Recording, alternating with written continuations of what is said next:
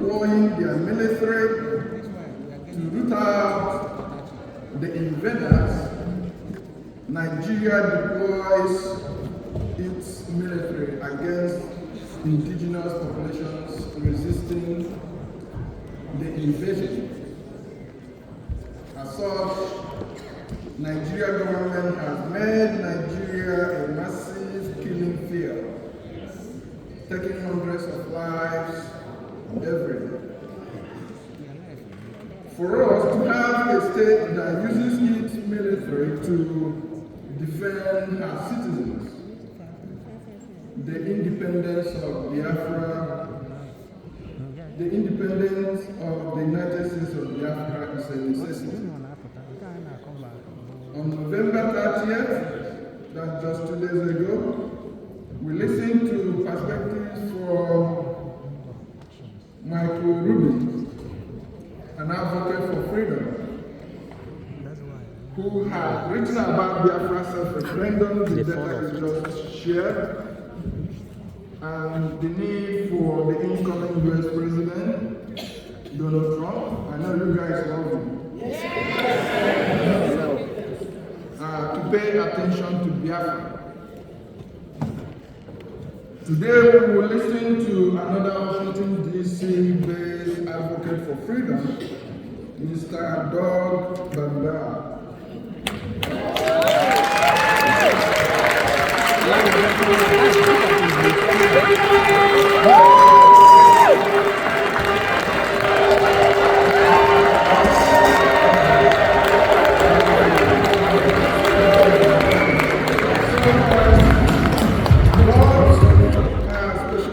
He's a senior fellow at Cato Institute. He specializes in foreign policy and civil liberties. Doug has written extensively on issues bordering freedom and civil liberties around the world, and has written several articles on insecurity in Nigeria. Today, Doug will share his perspective on Biafra freedom, exit from Nigeria, its implications for security, and the role the U.S. government can play. Ladies and gentlemen, join me to welcome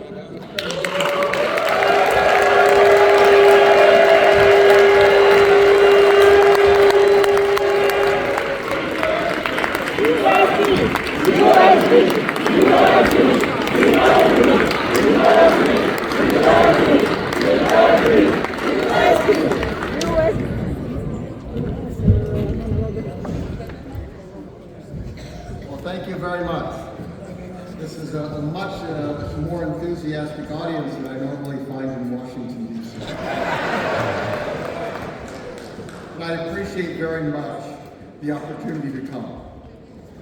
As you can imagine, for me, it's very unusual to be speaking about Nigeria and Finland. Only very recently did I have a chance to meet and to speak with your ministers and discuss your cause. And I'm very glad that Michael Rubin spoke to all of you. I have great respect for him, and he writes about liberty and freedom around the world regularly in Washington. I have visited Nigeria and have been incredibly impressed at the people that I have met. As I traveled across Nigeria, I found people who were entrepreneurial, who worked extraordinarily hard, who were people of faith, people who cared for their families, and people with extraordinary potential. Yet I found that they suffered under a government that did not live up to its responsibilities to protect them and to protect those opportunities for them, and a government that in many cases seemed to be working against them instead of for them. Now, Nigeria, as anyone who looks at would recognize, is extraordinarily important, not only for Africa, but to the world. It has the largest population and economy in Africa. Africa itself is a continent of extraordinary potential.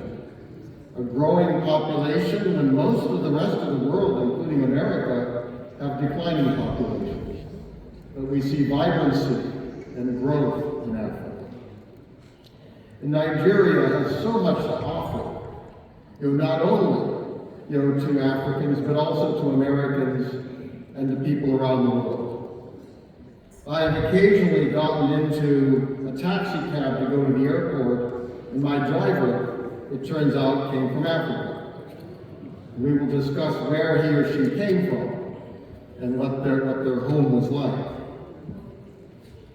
What I am particularly concerned about, like Michael Rubin, is concerned about human rights, about religious liberty, about economic opportunity, all of which are fundamental for human people everywhere on earth. And despite problems in my country, and as all of you recognize, all the countries have some problems, and I accept as my own as well, the United States has done generally pretty good at trying to protect those opportunities and those liberties, which is why we've drawn people from Nigeria to America. But you shouldn't have to leave your country to have those opportunities.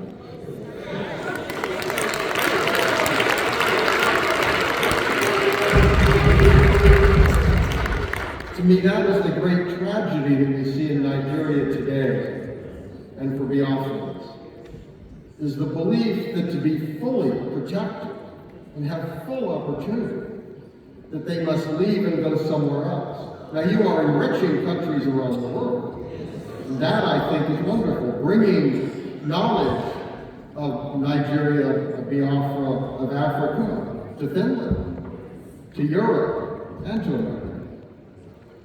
But again, you shouldn't feel you have to leave your homes to do so. And that is something which other people, other countries around the world should support you as you demand that those opportunities be protected. And we all know the problems that have occurred in Nigeria. I don't have to go through them, you have lived them. In terms of internal conflict and violence, of misrule and dictatorship, of corruption, political misbehavior, even of the current government. But the problems, unfortunately, there was great hope when the dictatorship ended. But if one looks at Africa and looks at Nigeria today, one sees it getting worse, not better. And that is wrong. And that is a threat to you all, it's a threat to your families back in Nigeria, and it's a threat to everyone who lives in Biafra. I think that it's important here, it's vital that these opportunities not be lost. An area that I care especially about is religious liberty, and I write about that an awful lot. And that's an area that I have great concern in what I see in Nigeria today. But again, there's a long history here, which I don't need to tell you because you have lived it. But it's recognized by some in America, and I think this is an important issue to address the new administration on. Because Donald Trump does care about religious liberty. It's an issue during his first term that he was concerned about. He received very strong support from many religious people in America. And this is the kind of issue that you can use to talk to the incoming administration about the importance of liberty in Nigeria, and also in that context then raise the cause of Biafra. That is not something which many people write about. Michael Rubin was an exception. But this is an issue that you can use to educate Americans. The U.S. Commission on International Religious Freedom, which is an independent body that studies religious issues around the world, told us last year that freedom conditions in Nigeria remain extremely poor. Violence across Nigeria impacted freedom of religion or belief, as the government failed to prevent attacks against faith-based organizations and worshipers, with some accusing it of actually fomenting those attacks. So this is recognized. This is recognized in Washington. And of course, these kinds of attacks harm all Nigerians, everywhere in the country. But the attacks have been particularly focused on Christians. And that is something, again, that can be brought to the attention of the U.S. government. That this is a way to raise your cause. The challenge, I have to tell you, is today in Washington, every interest group and everyone is lined up hoping to get the attention of the new president who comes into office. So this will not be easy. So it's very important to find causes that this president and those around him care about. And I think that is going to be the biggest challenge for you all. It was obvious the Biden administration was not particularly concerned about these issues. Unfortunately, I wish it had been. I personally, in my institute, try to stay nonpartisan. We want to speak to anyone who we can in Washington about policy and engage anyone who's willing to talk to us. But looking at the record of the Biden administration, it was far too willing to deal with the established government and seem unconcerned about fundamental liberties like religious liberty, and was prepared to dismiss attacks on Christians throughout the country as being part of rural disputes and climate change and other things. But in fact, we can understand the deep roots of religion that those attacks reflected, and the fact that there were virulent terrorist groups active in Nigeria, where at times the government and government security forces have seemed as willing to attack the citizens of Nigeria as to protect them from those terrorist threats. So this, I think, is an important issue to bring forward. It's also important to address the Trump administration that is trying to think about future friends in Africa. That Biafra would be a friend of America.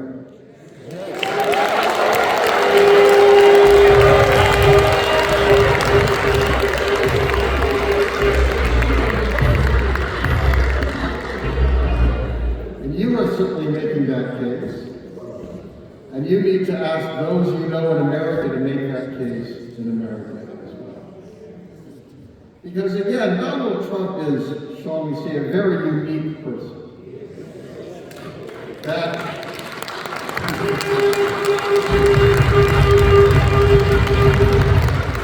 That's not always perhaps to America's benefit, but I think in this case, it's actually very useful. Because Donald Trump is willing to break with the status quo.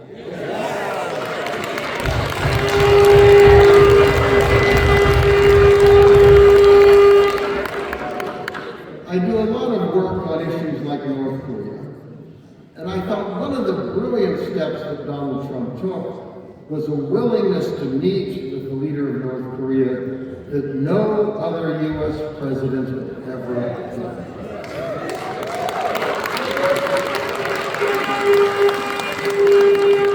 So that is something that you can appeal to him on, that perhaps he could meet with the leader of the Biafra.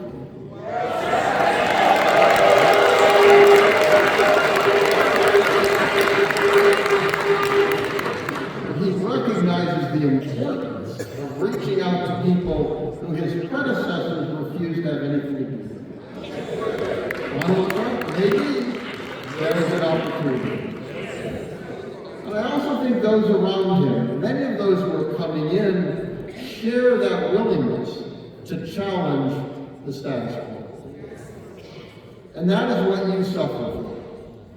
And I will admit, when I first heard about what you were doing, I immediately, I'm old enough, unfortunately, to remember the terrible war. I was young, but I still remember pictures on TV and pictures of starving children, the horrors that happened with that.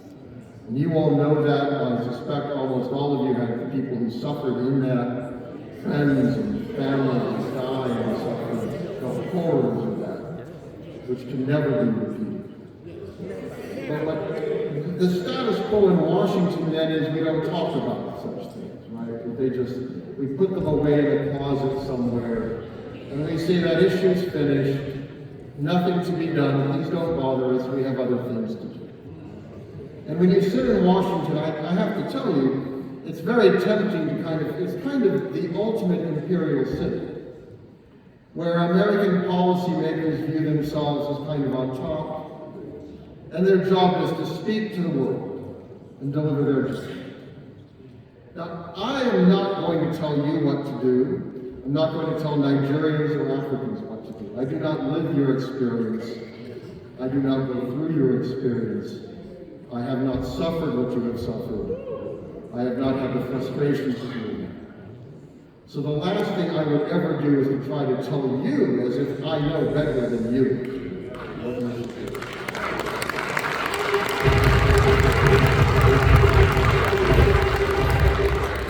But I want to encourage you to speak out, because you can carry the message forward. And that message needs to go to Washington, D.C. And that message needs to go to the White House when there's a new president. It needs to go to the Congress. Now the U.S. Senate will be controlled by Republicans as well.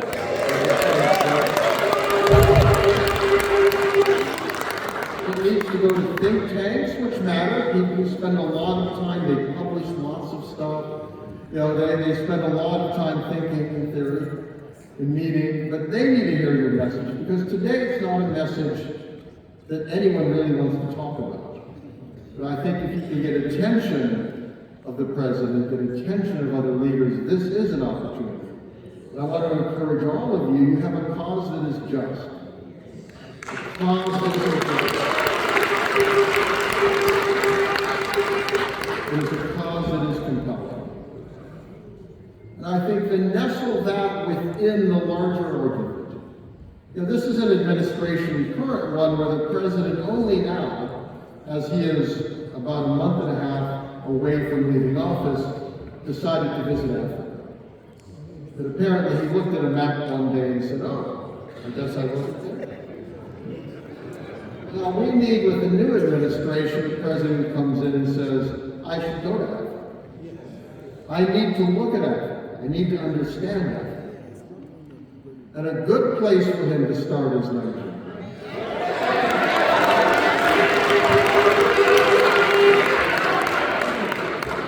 And if he starts, he should not start thinking of Abuja. He should start thinking about the people of Nigeria, wherever they live, and understanding how that government in Abuja and its security forces are not serving the people of Nigeria. Because the ultimate responsibility of any government is to protect your safety, is to protect your opportunities, to protect your freedom to worship and to live and to speak, and to protect a democratic future where you can choose your leaders freely and live in a free and democratic society. And that's not being done today by the government in Abuja. And Nigeria could lead Africa, but as I indicated, it looks like it's going in the wrong way. Well, if Free Biafra could lead Nigeria.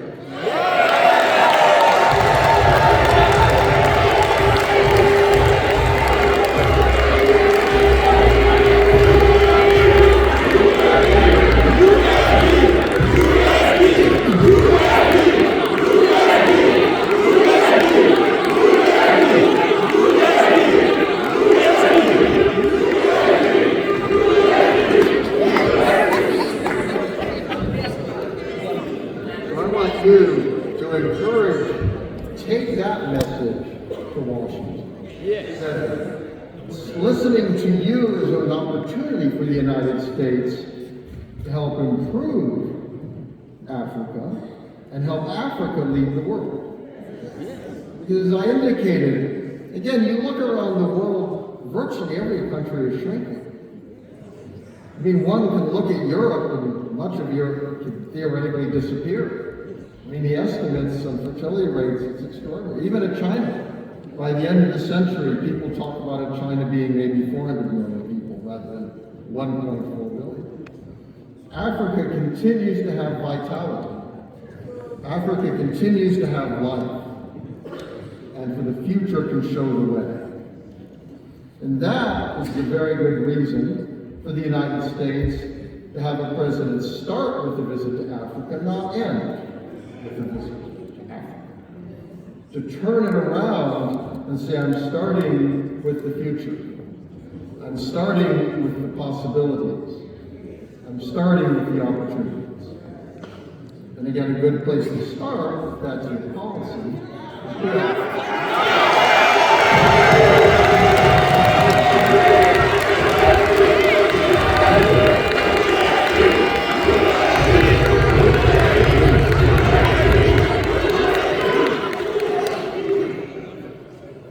So let me, as I indicated, I'm not going to tell you what to do. But it looks to me like you know what to do.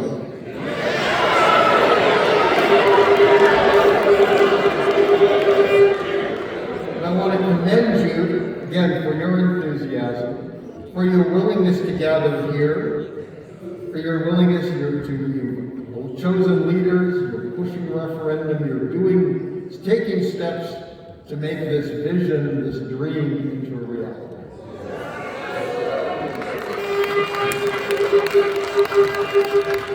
And I just want to encourage you on that journey.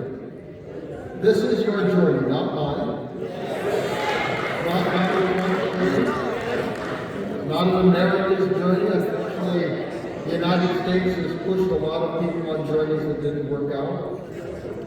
But if you start on the journey and you are making the journey happen, then you can come to America and say, help us.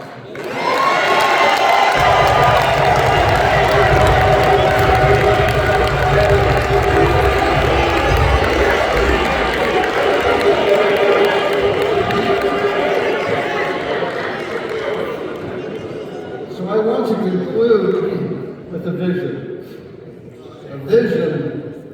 of a democratic and prosperous African continent.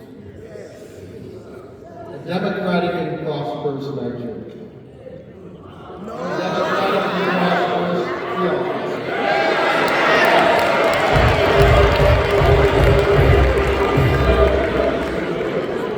This is up to you to turn that kind of vision into a reality.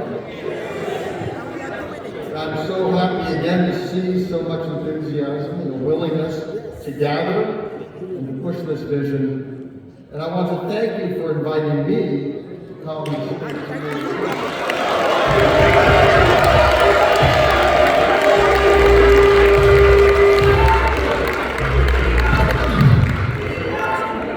Because I have to tell you, as someone who's been involved in American politics for a very long time, and has grown a little tired and a little cynical about American politics, I find this energizing and for me to go back to America.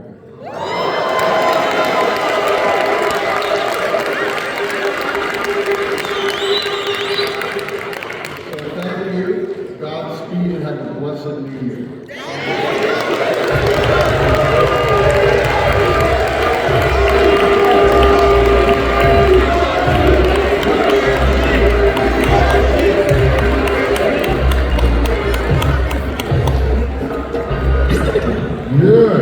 That was a surprise. They said that we could not make it. We are not going to reach anywhere. They have the weapons. They have the power. They can do anything, and you can't use it. They can't even use their